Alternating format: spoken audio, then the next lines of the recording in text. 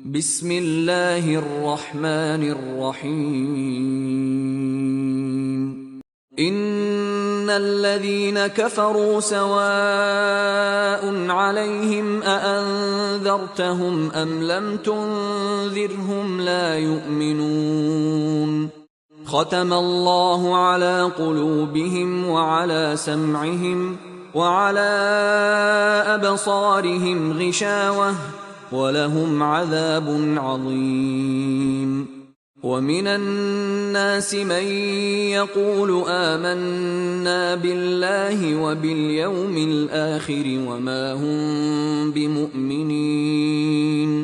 يخادعون الله والذين آمنوا وما يخدعون إلا